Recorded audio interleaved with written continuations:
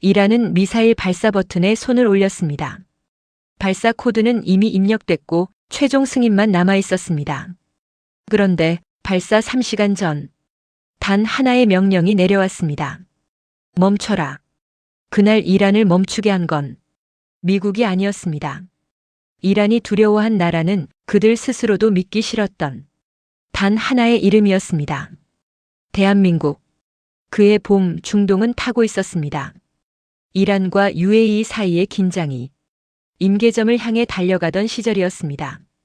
걸프 해안을 따라 늘어선 레이더 기지들은 밤새도록 하늘을 노려보고 있었고 이란 혁명수비대 탄도미사일 사령부 지하 통제소 안에는 서늘하고 무거운 공기가 깔려 있었습니다. 형광등 아래 줄지어 앉은 장교들. 그들의 손가락이 콘솔 위를 스칠 때마다 미세한 떨림이 있었습니다. 두려움이 아니라 확신에서 오는 긴장이었습니다. 발사 코드는 이미 입력돼 있었습니다. UAE 아부다비 방향 수십 발의 탄도 미사일 최종 승인 신호대기. 이란이 수년 동안 갈고 닦아온 헤이즈의 입술이 달싹였습니다. 4개월이라는 숫자 앞에서 반박할 말을 찾고 있었습니다. 재고 떨이입니다. 자국 군대 배치분을 빼돌려 수출용으로 돌린 꼼수일 수 있습니다. 자국 안보를 팔아먹는 나라를 어떻게 신뢰합니까? 그럴듯한 반박이었습니다. 장성들이 고개를 끄덕이려 했습니다. 벤스는 그 고개가 내려가기 전에 차단했습니다. K 전차 K9 자주포. 폴란드 계약서 원문을 띄워주십시오. 32조를 확대해 주십시오. 스크린에 계약서 원문이 떴습니다. 영문과 폴란드어가 병기된 공식 문서였습니다. 덩컨이 특정 조항을 확대했습니다. 굵은 글씨가 스크린을 채웠습니다. 100% 현지 생산 및 MRO 허브 구축. 장내가 조용해졌습니다. 벤스가 스크린을 가리켰습니다. 한국은 전차만 판 게 아닙니다. 폴란드 땅 위에 자국의 공장을 통째로 이식했습니다. 생산 라인, 정비 허브, 부품 공급망까지 전부 현지에 세웠습니다. 서방 어떤 방산업체도 시도하지 못했던 방식입니다. 헤이즈의 눈이 흔들렸습니다. 재고 떨이라는 반박이 계약서 원문 앞에서 가루가 됐습니다. 독일은 기술 유출을 핑계로 현지 생산을 거부했습니다. 미국도 마찬가지였습니다. ITAR 규정을 방패 삼아 핵심 기술은 철저히 감추고 완제품만 팔아왔습니다. 비싸게, 느리게, 자기들 스케줄에 맞춰서요. 로구드가 입술을 깨물었습니다. ITAR. 그 세 글자는 미국 방산 수출의 심장이었습니다.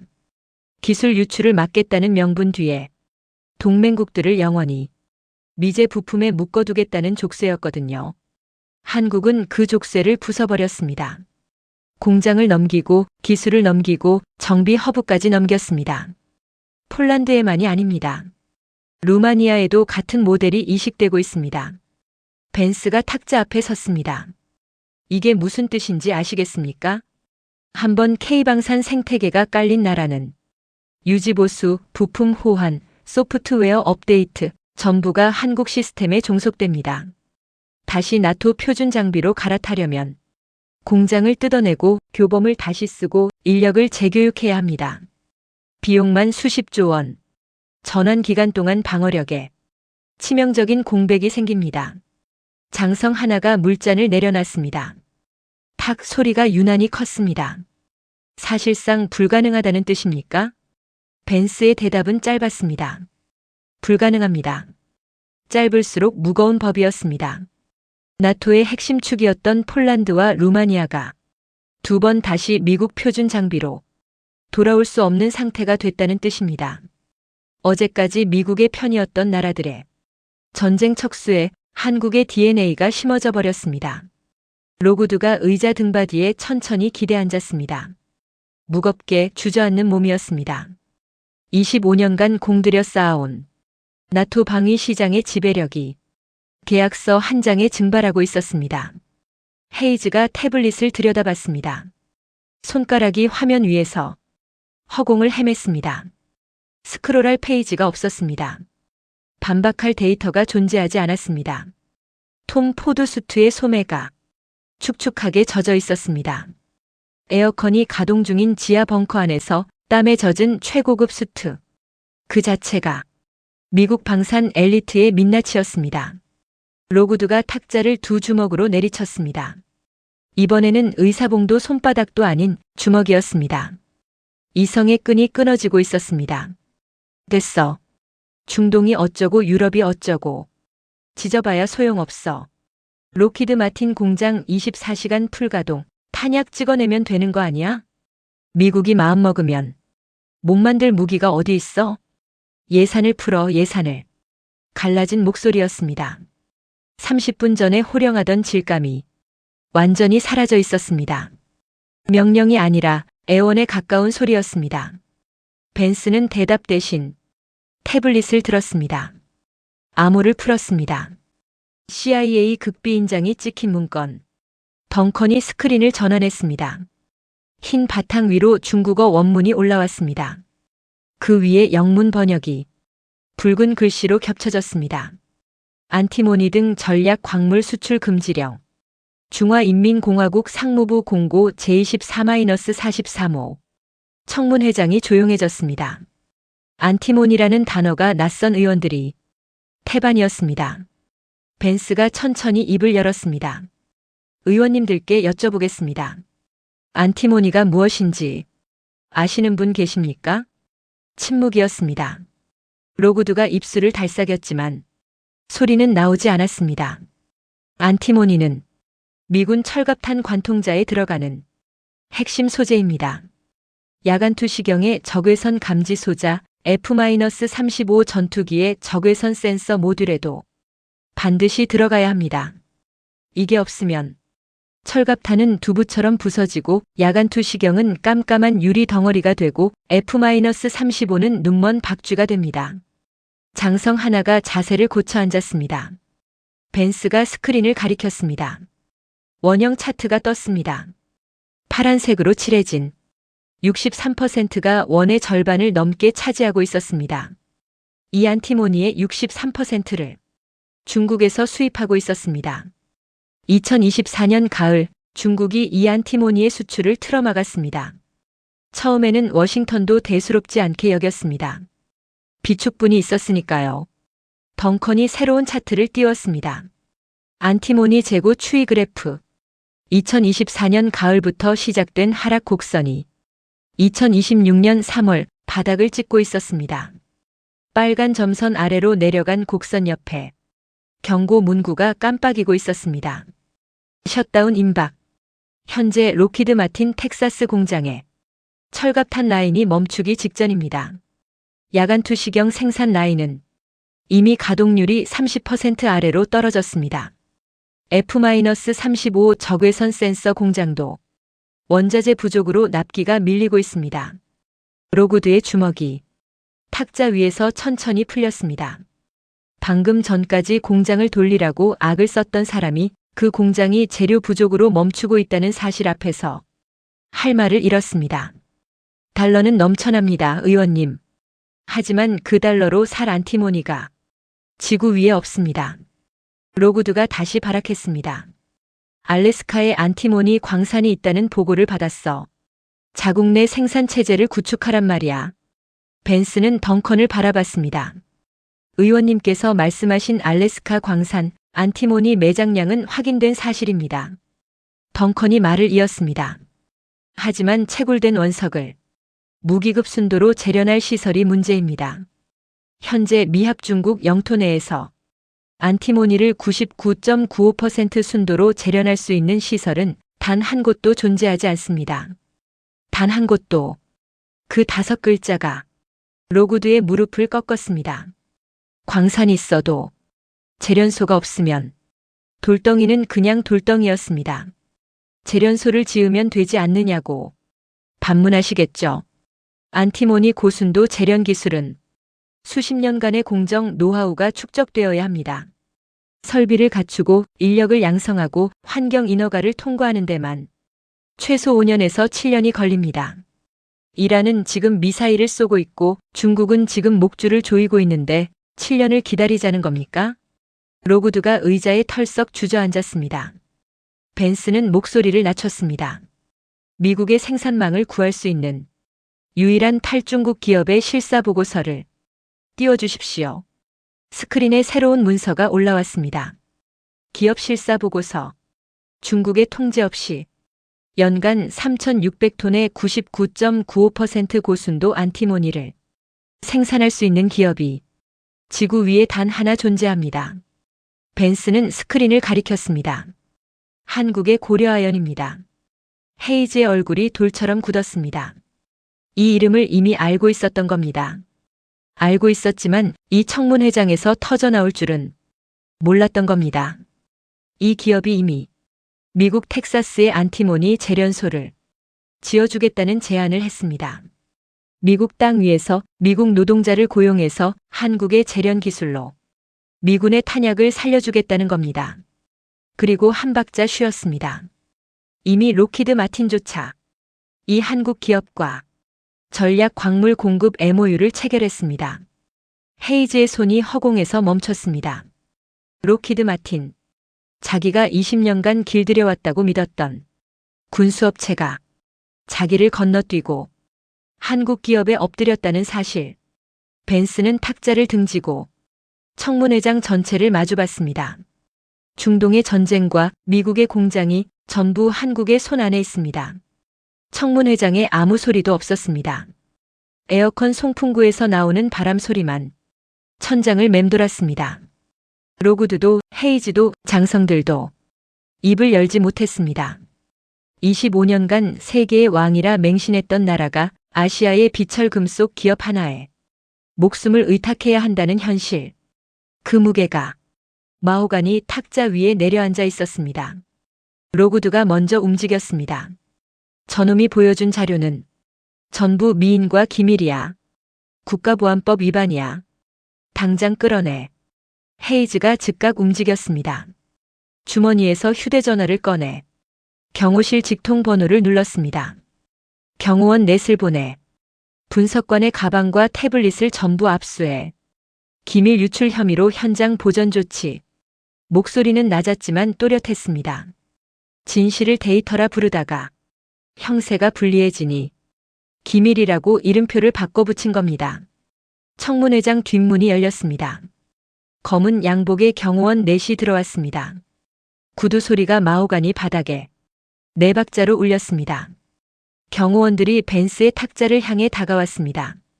선두 경호원이 브리프 케이스에 손을 뻗었습니다. 벤스는 자리에서 움직이지 않았습니다. 그 손을 내려다봤습니다. 그리고 시선을 올려 경호원의 눈을 정면으로 마주봤습니다. 손대지 마십시오. 목소리는 평소와 같았습니다. 소수점 둘째 자리까지 숫자를 읊을 때와 같은 온도였습니다. 경호원의 손이 허공에서 멈췄습니다. 미합중국 수정헌법, 전시 진실보고 의무조항. 벤스의 시선이 경호원들을 하나씩 돌아봤습니다. 본 조항은 국가 안보에 중대한 위협이 발생한 전시 상황에서 공직자가 의회에 대해 사실을 은폐하거나 왜곡하는 행위를 중범죄로 규정하고 있습니다. 잠시 멈췄습니다. 지금 이 청문회장에서 은폐되고 있는 것은 미합 중국 군대의 전쟁 수행 능력이 사실상 소멸했다는 진실입니다. 패트리어트 재고 3개월, 정밀 포탄 복구 7년, 전략 광물 자급률 제로. 이 데이터를 덮는 행위는 헌법이 규정한 전시 은폐죄에 해당합니다. 시선을 로구드에게로 돌렸습니다. 그리고 헤이즈에게로. 이 진실을 덮는 것은 미군 장병들을 빈 총과 빈 요격통을 들고 전장에 내보내겠다는 뜻입니다. 반역자는 저 데이터를 폭로한 제가 아닙니다. 저 데이터를 묻으려는 당신들입니다. 경호원들이 서로를 바라봤습니다. 선두 경호원이 브리프 케이스 위에 뻗었던 손을 천천히 걷었습니다. 한 발짝 뒤로 물러섰습니다. 둘, 셋, 넷. 전부 뒤로 물러났습니다. 로구드의 입이 벌어졌습니다. 자기가 부른 경호원들이 자기 명령을 거부하는 장면을 보고 있었습니다. 바로 그때 덩컨이 움직였습니다. 포효가 이어지는 동안에도 단 한 번도 모니터에서 시선을 떼지 않았던 그 냉혹한 분석가가 엔터키 위에 손가락을 올렸습니다. 그리고 눌렀습니다. 다닥. 작은 소리였습니다. 그런데 그 작은 소리가 만들어낸 결과는 청문회장 전체를 뒤흔들었습니다. 비비비. 알람 소리가 터졌습니다. 한 곳이 아니었습니다. 청문회장에 앉아있는 수십 명의 스마트폰과 태블릿에서 일제히 알람이 울려댔습니다. 주머니 속에서, 탁자 위에서, 서류 가방 안에서 진동과 벨소리가 뒤섞여 장내를 채웠습니다. 의원들이 허둥지둥 주머니를 뒤졌습니다. 화면에 팝업 창이 떠 있었습니다. 기밀 문서 원본 파일이 강제 다운로드 되고 있었습니다. CSIS 보고서, 이란 극비 회의록, 천국-2 실전 로그, 안티모니 통제 문건, 고려아연 실사 보고서. 오늘 청문회장에서 스크린에 띄웠던 모든 자료가 수십 개의 기기로 동시에 쏟아져 들어갔습니다. 헤이즈가 전원 케이블을 뽑아봐야 소용없었습니다. 스크린은 꺼졌지만 데이터는 이미 공기 중으로 퍼져버렸습니다. 다운로드가 완료됐습니다. 알람 소리가 하나둘 잦아들었습니다. 수십 개의 기기 안에 합중국의 사망진단서가 새겨졌습니다. 폭풍이 멈췄습니다. 30초 전까지 청문회장을 뒤흔들던 고함과 의사봉과 경호원의 구두 소리가 일순간에 증발했습니다. 남은 건 숨이 막힐 듯한 정적뿐이었습니다. 로구드가 주저앉아 있었습니다. 등이 등받이에 기울었고 고개가 천장을 향해 젖혀져 있었습니다. 의사봉은 바닥 어딘가에 나뒹굴고 있었습니다. 헤이즈는 벽에 기댄 채 찢어진 넥타이를 거칠게 쥐어뜯고 있었습니다. 매듭이 풀려 비틀어진 넥타이, 케이블 피복에 검은 때가 묻은 손, 수백조 원의 예산을 주물렀던 사내의 밑바닥이 드러나고 있었습니다. 바로 그때 청문회장 맨 뒷줄 참관석에서 움직임이 있었습니다. 요한 폰 베르, 나토 군사위원회 의장, 독일 해군 제독 출신, 오늘 청문회의 특별 참관인 자격으로 뒷자리에 앉아있던 인물이었습니다. 2시간 넘게 단 한마디도 하지 않았습니다. 팔짱을 끼고 스크린과 탁자와 로구드와 헤이즈를 번갈아 바라보기만 했을 뿐이었습니다. 그런데 그가 몸을 일으켰습니다. 공기가 바뀌었습니다. 앞줄 장성 하나가 손을 들었습니다. 제독님, 지금은 비공개 청문입니다. 참관인은 발언 권한이.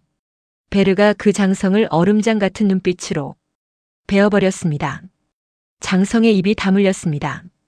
베르가 수행원의 보안 전화기를 낚아챘습니다. 통로를 향해 걸어가기 시작했습니다. 군복의 계급장이 형광등 아래 번쩍였습니다. 로구드가 고개를 들었습니다. 베르 제독, 지금 뭘 하려는 거요? 베르가 걸음을 멈췄습니다. 뒤를 돌아봤습니다. 로구드를, 헤이즈를, 장성들을, 그리고 벤스를 한 번씩 훑었습니다. 마지막으로 로구드의 눈에 시선을 고정했습니다. 경멸이었습니다. 다른 단어가 필요 없었습니다. 20년간 미국의 꼭두각시 노릇을 하며 삼켜왔던 모멸감이 그 한 번의 시선에 전부 담겨 있었습니다. 베르는 아무 말도 하지 않았습니다. 말 대신 시선이 모든 것을 말했습니다. 그리고 다시 돌아서서 통로를 향해 걸어갔습니다. 문이 열렸습니다. 문이 닫히기 직전 독일 억양이 섞인 영어가 청문회장 안으로 짧게 흘러들어왔습니다. 브뤼셀 본부와의 통화였습니다. 유럽 정원의 차기 방어 조달 표준을 한국 체계로 즉각 전환하라. 청문회장이 진공 상태가 됐습니다. 반복한다. 나토 정원의 차기 조달 표준을 한국 시스템으로 전면 교체한다. 본관의 결정이다. 브뤼셀 본부는 즉시 실행 준비에 들어가라. 로구드가 자리에서 벌떡 일어서려 했습니다. 다리에 힘이 들어가지 않았습니다. 탁자 모서리를 잡고 간신히 몸을 지탱했습니다. 베르, 나토는 미국에. 말이 끊겼습니다. 미국에 뭐라고 해야 할지 단어가 떠오르지 않았습니다. 미국의 동맹, 미국의 우산. 2시간 전이라면 자연스럽게 나왔을 문장이 지금은 입안에서 부서지고 있었습니다. 빈총을 든 나라의 우산이라는 게 말이 되지 않았으니까요. 베르가 통화를 끊고 뒤를 돌아봤습니다. 열린 문 너머로 로구드의 얼굴과 마주쳤습니다. 베르의 표정에는 미안함도 동정도 없었습니다. 이미 결정을 내린 사람의 얼굴이었습니다. 그리고 시선이 잠깐 벤스와 마주쳤습니다. 고개를 미세하게 끄덕였습니다. 감사도 동의도 아닌 사실을 확인했다는 뜻이었습니다. 문이 닫혔습니다. 찰칵. 잠금 장치가 맞물리는 소리가 등 뒤에서 울렸습니다. 수십 년간 이어온 미국 중심의 나토 동맹이 그 문이 닫히는 소리와 함께 끝났습니다. 헤이즈의 주머니에서 휴대전화가 미친 듯이 진동하기 시작했습니다. 끊기 무섭게 다시 울렸습니다. 헤이즈가 화면을 들여다봤습니다. 얼굴이 종이처럼 하얘졌습니다. 록히드 마틴에서 중얼거렸습니다. 누구에게 말하는 건지 알 수 없었습니다.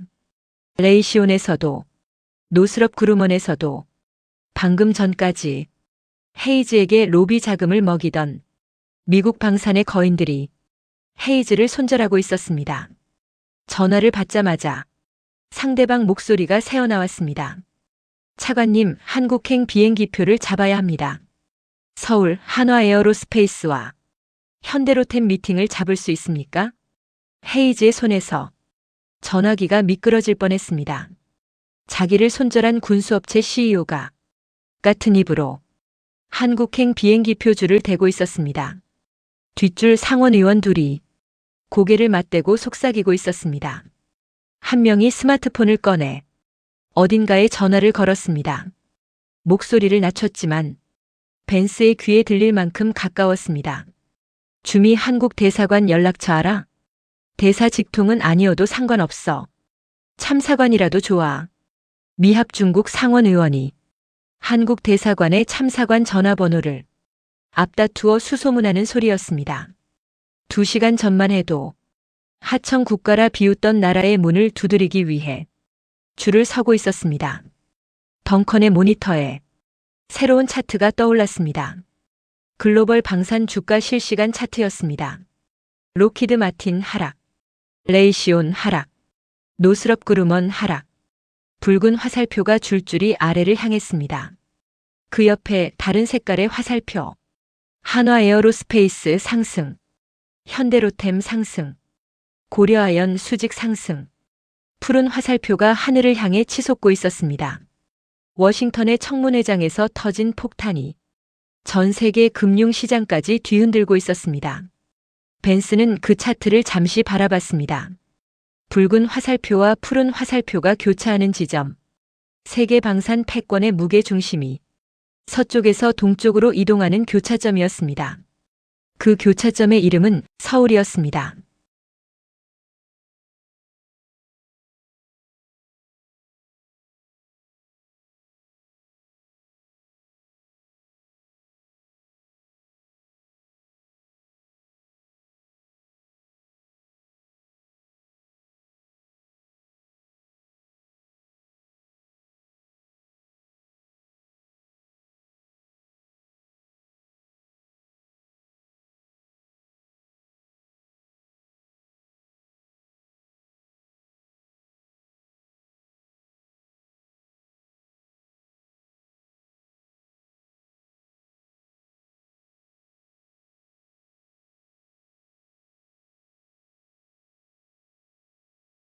폭풍이 멎었습니다. 청문회장은 조용했습니다.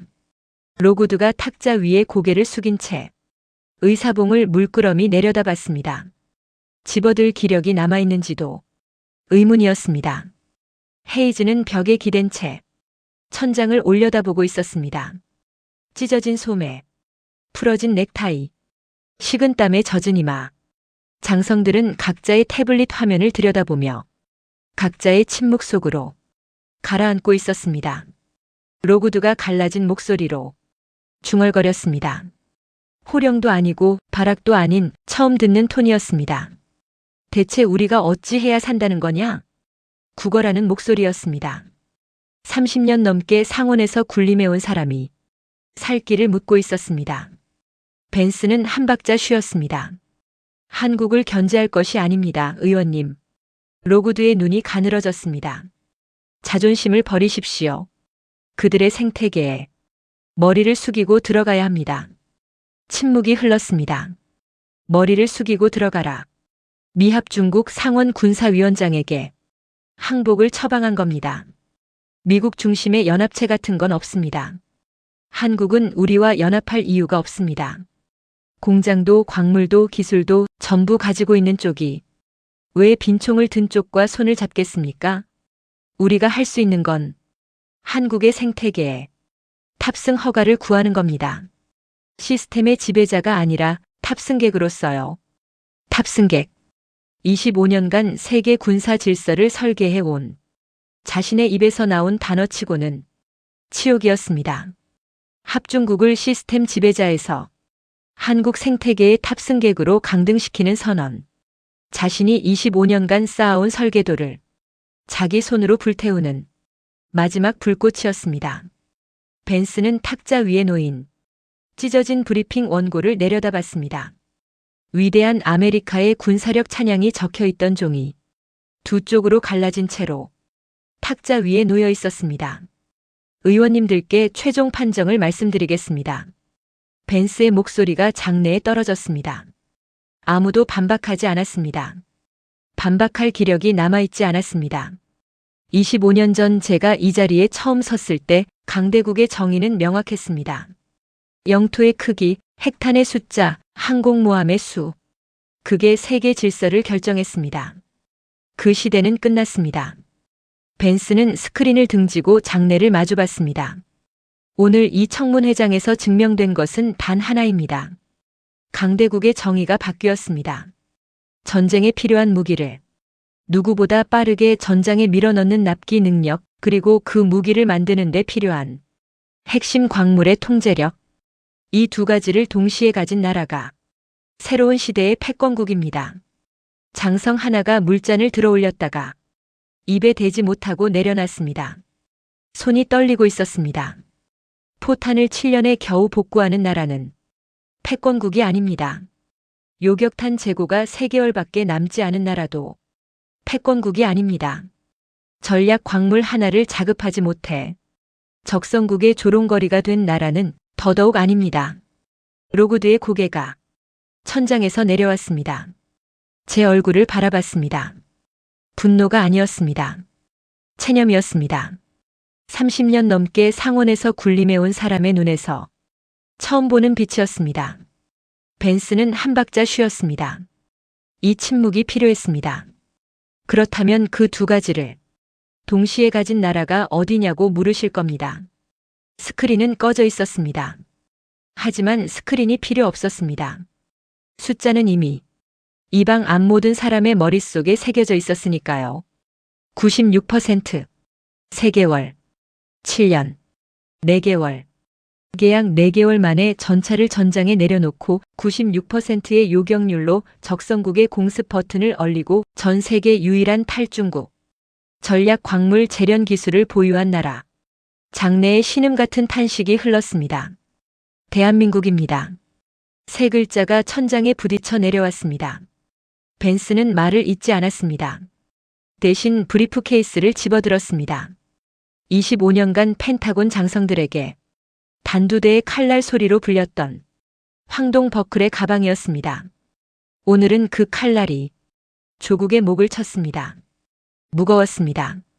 가방의 무게가 아니라 25년이라는 시간의 무게였습니다. 벤스는 탁자를 돌아 통로로 걸어갔습니다. 로구드가 고개를 들어 바라봤습니다. 입이 달싹였지만 소리는 나오지 않았습니다. 헤이즈는 벽에 기댄 채 그가 지나가는 걸 지켜봤습니다. 시선이 잠깐 마주쳤습니다. 헤이즈가 먼저 눈을 피했습니다. 마호간이 문 앞에 섰습니다. 문 손잡이에 손을 얹었습니다. 뒤를 한번 돌아봤습니다. 아수라장이 된 청문회장이 눈에 들어왔습니다. 바닥에 나뒹구는 의사봉, 물에 젖은 서류, 찢어진 브리핑 원고의 잔해, 꺼진 대형 스크린, 벽에 기댄 경호원들. 25년간 자신이 일해온 제국의 심장부가 이렇게 무너져 있었습니다. 우리는 세상의 중심이라 맹신했습니다. 달러를 찍으면 공장이 돌고 동맹을 부르면 줄을 서고 미제 딱지를 붙이면 최강이 되는 줄 알았습니다. 무에서 유의 생태계를 창조해낸 그 나라를 하청업체라 비웃었습니다. 4개월 만에 전차를 전장에 내려놓고 적성국의 공습 버튼을 얼리고 대국의 광물 목줄을 쥐어버린 그 나라 앞에서 제국은 변방으로 밀려났습니다. 이제 그것을 인정해야만 했습니다. 문을 열었습니다. 통로 너머로 워싱턴의 붉은 노을빛이 비쳐 들어왔습니다. 3월의 워싱턴은 해가 길었습니다. 청문회가 시작됐을 때는 한낮이었는데 끝날 때는 노을이 지고 있었습니다. 벤스는 코트깃을 세우고 브리프케이스를 쥔 채 그 붉은 빛 속으로 걸어 나갔습니다. 뒤에서 문이 닫혔습니다. 찰칵. 마호가니 문이 잠금 장치가 맞물리는 소리가 등 뒤에서 울렸습니다. 25년이 끝나는 소리였습니다. 오늘 이야기 어떻게 들으셨습니까? 로버트 제이 벤스는 처음부터 한국을 좋아했던 사람이 아니었습니다. 25년 동안 한국을 하청업체라 불렀고 그 판단이 틀렸다는 생각을 단 한 번도 해본 적 없는 사람이었습니다. 그런 그가 자기 손으로 원고를 찢었습니다. 자기가 설계한 세계를 자기 입으로 부정했습니다. 이 이야기에서 제가 드리고 싶었던 말은 한국이 위대하다는 선언이 아닙니다. 한 사람이 자기 인생을 걸어온 방향이 틀렸다는 것을 알게 됐을 때 그것을 덮는 사람과 그것을 인정하는 사람이 있다는 것, 그리고 인정하는 것이 얼마나 용기 있는 일인가 하는 것입니다. 96% 3개월, 7년, 4개월. 이 숫자들이 오늘 한동안 여러분 마음에 남아있으면 좋겠습니다. 다음 영상에서도 더 깊고 더 진한 이야기로 찾아뵙겠습니다. 감사합니다.